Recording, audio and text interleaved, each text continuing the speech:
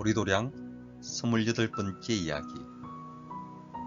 대바다타의 반역. 대바다타는 부처님과 같은 석가족 출신으로 부처님의 사촌동생입니다. 또한 부처님의 가르침을 가장 잘 기억하여 다문제일로 불린 아난존자의 친형입니다. 대바다타는 총명하고 용모가 뛰어났습니다. 출가 후 12년간 대바다타는 열심히 수행에 정진하여 특히 선정과 금욕형의 실정에 뛰어났다고 합니다.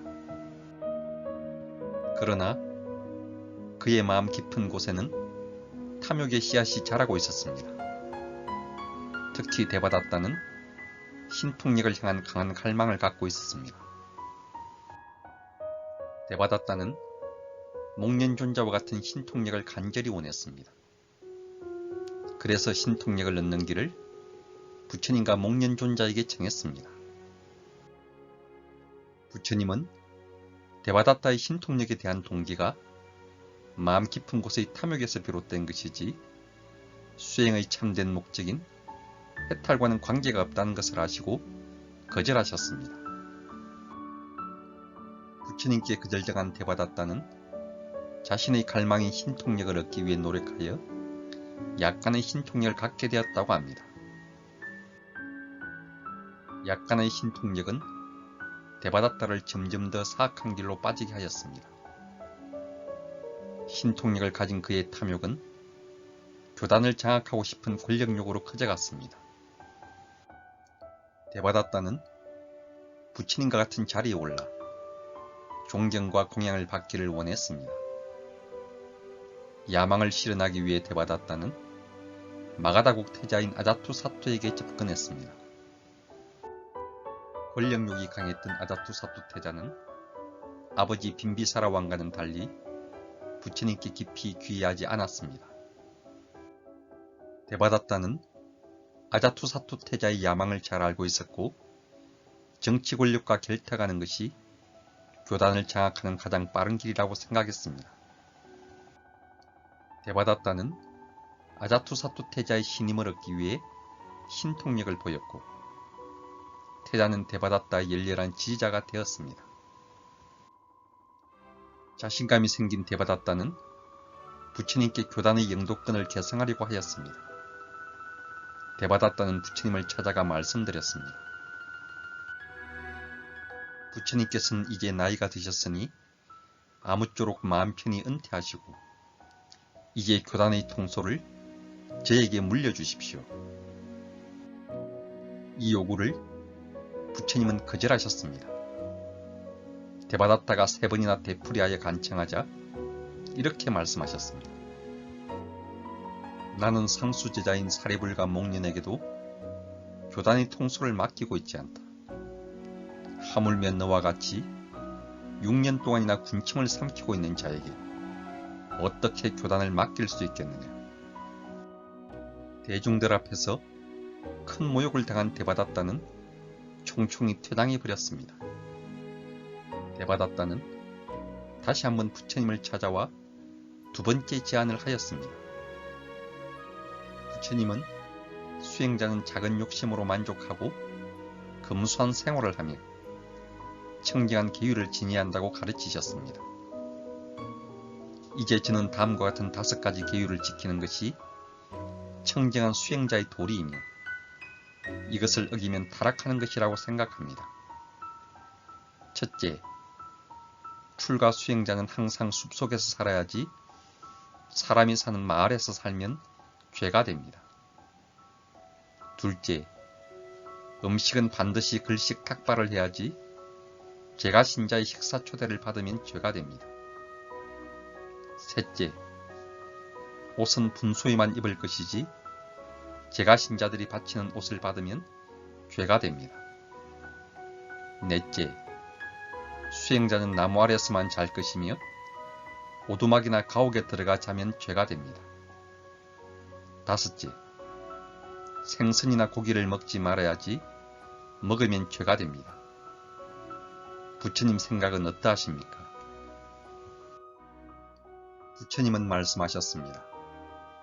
대바다타여, 5가지 법이 좋다고 생각하면 너 스스로 힘써 행할 것이다. 나는 결코 그것을 금하지 아니한다. 그러나 누구에게나 그것을 어떻게 강제할 수 있겠느냐. 숲속에서만 지내고 싶은 비구는 그렇게 지낼 수 있어야 한다. 그러나 다른 비구들이 필요에 따라 오두막 수도원 마을 또는 시내에서 머무는 것을 열애는 허락한다. 글식을 하는 것만 원하는 비구는 속가 제자의 집에 초대받아 식사하는 것을 거절할 수 있다.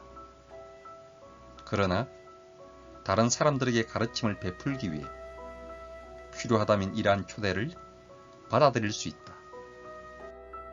버려진 옷이나 헝겊으로 자신의 가사를 기워입고 싶은 비구는 얼마든 그럴 수 있다. 그러나 3벌 이상을 갖지 않는 범위 내에 속가 제자에게 가사를 받는 것은 무방하다. 나무 아래서 자기를 원하는 사람은 얼마든지 그럴 수 있다. 그러나 오두막이나 가옥에서 사는 것도 무방하다.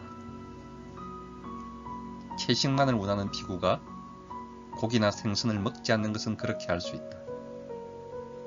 그러나 다른 사람들은 자신이 직접 살생한 것이 아니라면 고기가 섞인 음식 공양을 받아들일 수 있다. 대바다타는 의식주에서 모든 출가 수행자들의 엄격한 금욕행을 요구한 것입니다. 이러한 엄격한 금욕행을 불교에서는 두타행이라고 합니다. 부처님은 자율적인 수행의지로 두타행을 수행하는 것은 칭찬하셨습니다. 작은 것에 만족하는 소욕지족을 통해 수행력을 배양하는 데 효과가 있기 때문입니다. 부처님의 10대 제자 중 두타제일 가섭존자가 그 예입니다. 그러나 모든 사람에게 강제적으로 두타행을 지키게 하는 것에는 반대하셨습니다. 엄격한 고행적 규정을 통한 타율적인 욕망의 억제가 진정한 깨달음의 길로 인도하지 못한다고 보셨기 때문입니다. 일방적인 금욕적 계율의 적용은 중생들을 교화할 때 보편적이지 않을 뿐더러 불법의 중도정신에도 부합되지 않기 때문입니다. 지나친 금욕주의는 계율정신을 살리는 것이 아니라 오히려 참다운 계율정신을 잃어버린다고 바라보신 것입니다. 부처님께서 5가지 두타행을 거부하자 대바다타는 부처님은 늙어 수행의지가 식었고 불교 수행은 너무 느슨하다며 대중들을 선동했습니다. 대바다타는 수행의 결과를 얻으려면 5법을 평생 실천해야 한다고 주장할 뿐 아니라 부처님의 팔정도가 자신의 5법보다 못하다고 대중들을 책동하였습니다. 그래서 500명 이상의 대중이 대바다타의 의견에 동조하여 대바다타 교단으로 들어갔습니다. 불교 교단은 잠시나마 둘로 갈라지게 되었습니다. 그러자 사리불 존자와 목련 존자가 대바다타 진영에 간 대중들을 설득하겠다고 나섰습니다. 두 분은 부처님의 참된 가르침을 대중들에게 잘 설명하였습니다. 두 분의 노력으로 대다수의 비구들이 돌아왔고 대바다타 진영의 교세는 급속히 줄어들었습니다. 앙심을 품은 대바다타는 부처님을 살해하려는 극악한 계책을 꾸몄다고 합니다. 그러나 부처님의 위신력으로 모두 실토로 돌아가고 말았습니다. 대바다타의 악행에 흥분한 제자들이 대바다타를 쳐부수자고 했을 때 부처님은 다음과 같이 말씀하셨습니다. 열애는 결코 폭력으로 죽지 않는다. 원한을 원한으로 갚음은 우리의 법이 아니니 너희들은 마땅히 수행자의 길을 힘써 나아가라. 말년의 대바다타는 자신의 후원자였던 아자투사투 태자의 신임도 잃게 됩니다. 그리고 악행의 과보로 산채로 땅에 파묻혀 비참하게 생을 마감했다고 합니다. 불교 교단은 부처님의 교화력과 훌륭한 지하들의 노력, 수많은 대중들의 귀의로 크게 번성했습니다.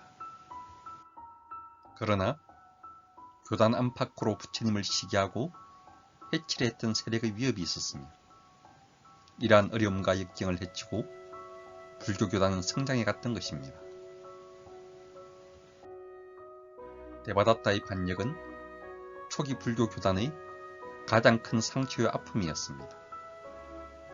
데바다타는 재능과 용모가 뛰어났으며 추구하는 목표에 대한 강한 성취욕을 가진 사람이었습니다.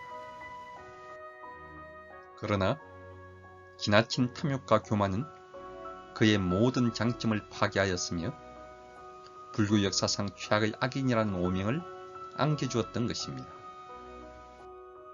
불교는 마음, 특히 수행의 동기를 중시합니다.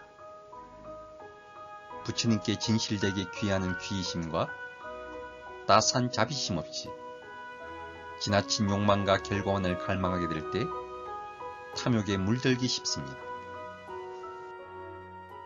그래서 수행자는 수행에 임하는 자신의 마음과 동기를 잘 살펴보고 탐욕에 빠져있지 않은지를 잘 점검해야 한다고 생각합니다. 나무 석가모니불